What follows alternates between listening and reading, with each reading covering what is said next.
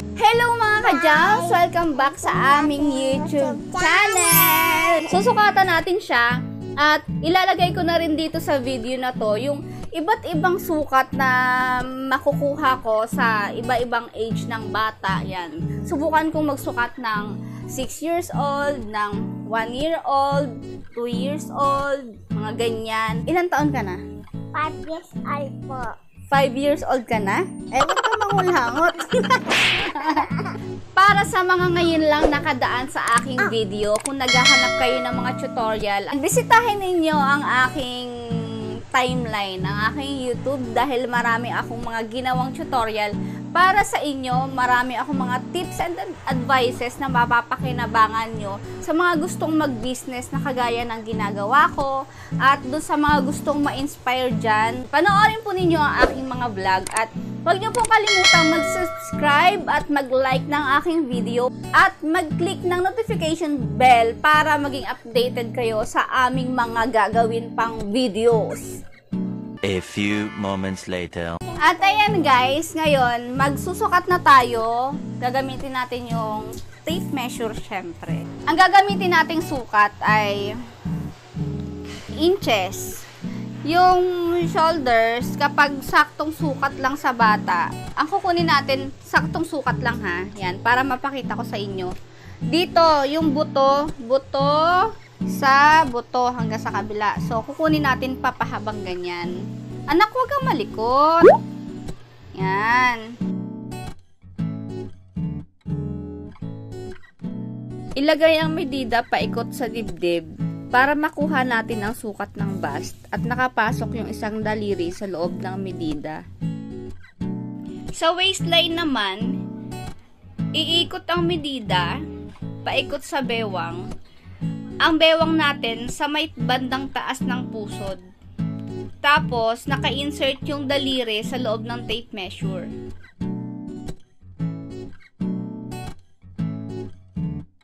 Ang pagkuha naman ng body length o ng figure, ilalagay mo yung dulo ng medida sa tapat ng batok, kahanay ng balikat, at sukatin pababa hanggang sa tapat ng pinagkuhanan mo ng waistline.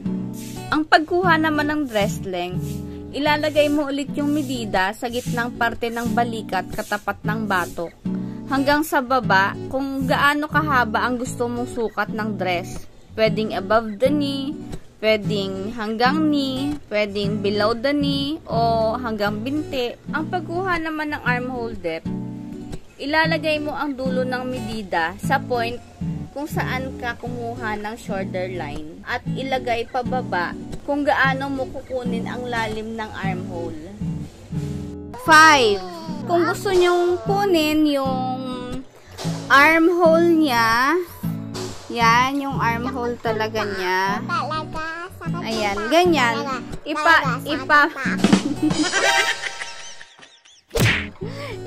Anak, ganyan ka, tuwid kamay yan.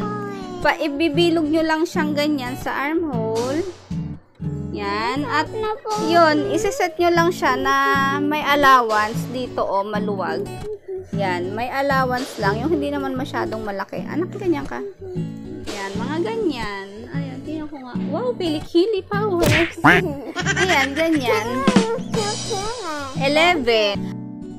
At yung kung papaano yung yan, yung lawak ng ganitong neckline. Tayo ka. Expired na. O, talikod ka, talikod. Yan. Yung neckline naman, titingnan, kasi depende sa design ng damit. Doon tayo sa basic. Yan.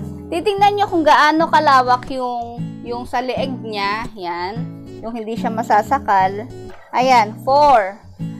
And then, kung gaano kalalim yung neckline niya, yan. Neckline niya, ayan, pwedeng 3. Yan, 3.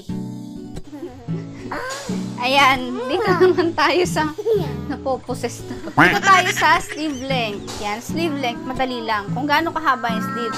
Syempre, dun ka lagi magsisimula sa kung saan ka nagsukat ng shoulders. Yan, gaano kahaba yung sleeve niya. Yung katamtaman lang sa kanya ay 5. Yan, ganyan. 5 inches. Tapos susukatin mo din yung bilog ng braso niya. para hindi pagkakatapos mo magtahi, masikip yung braso, mga ganyan. Yung bilog ng braso niya, bicep, yan, ay, ayan maluwag lang, 7, yan. Makati daw. Ano ba? Hubad ka na. Daming alam, diba? Kaya isa sa mga kailangan nyo paghandaan kapag nagsusukat kayo ng bata, kailangan nyo yung tiyempuhan na maganda yung mood nila, diba? Yan. Ang hirap nila sukatan. Wag, bad yun. Yung iba naman kasi, ginagawa nila, kung mga DIY lang talaga, ginagawa nilang pattern yung mga lumang damit, yung mga nagamit na dress, yan. Okay din yun. Pero, kung gusto nyong lumawak pa, yung nagagawa nyo, yung mga matatahi nyo, mas makarami kayo ng mabubuo, ng magaganda nyong matatahi, pag-aralan nyo kung paano kumuha ng tamang sukat. Kasi, yun kasi yung ilalapat nyo sa tatahiin nyo, kung gaano kalaki, kung anong sukat kung gaano kahaba yung dress, kung anong sukat ng ating waistline. Ngayon, para sa kung gaano ba kalaki ang idadagdag nating allowance, kung gaano ba kaluwag yung kailangan nating gawing damit, ay abangan ninyo sa part 2 ng video na to, dahil doon ay ipapakita ko yung kung gaano yung mga allowance kailangan nating idagdag at kung papaanong i-draft sa pattern yung galing sa pagsusukat. Yan, sa susunod nating video, abangan po ninyo. At bago matapos, gusto ko lang i-shout out ang napakasipag kong viewer, si Tita Normie Baybayan. Yan. Hi Tita Normie, meron din siyang vlog. Ilalagay ko dito. Yan. Paki-subscribe nyo po yung kanyang YouTube channel. Hi Tita! Yan. Sana ingat kayo palagi at sa lahat ng ating mga subscribers dyan, sa lahat ng ating viewers. Kumusta kayong lahat at ingat kayong lahat. Salamat sa inyong panonood. Hello mga ka-jam, sa mga hindi pa nakakapanood ng iba pa nating vlog, marami na tayong ginawang videos ng mga tutorial, tips and ideas para sa ating mga aspiring mananahe at sa mga beginner na gustong-gusto talaga magtahi. Tiyak na mapapakinabangan ninyo ang ating mga vlog. At huwag niyo pong kalimutan na mag-subscribe at pakihit na rin ang notification bell para maging updated kayo sa gagawin pa nating mga videos.